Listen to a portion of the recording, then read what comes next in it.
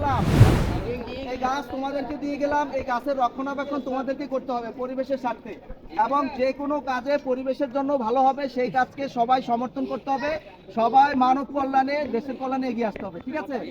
আচ্ছা, ঠিক আছে, থ্যাংক ইউ সো মাচ।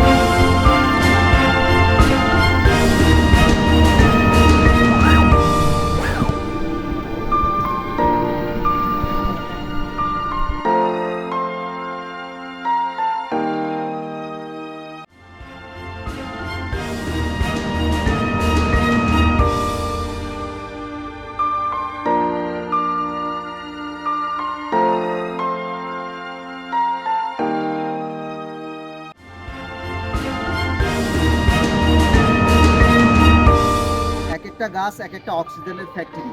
আসুন এই বর্ষার মৌসুমে আমরা সবাই মিলে যার যার বাড়ির আঙিনা আছে সেখানে একটি করে গাছ লাগাই, এবং যাদের বাড়ির আঙিনা নেই তারা হয়তো সরকারি রাস্তার পাশে হলেও একটি করে গাছ লাগায়, পরিবেশ ভারসাম্য রক্ষা করে। ভালো থাকবে।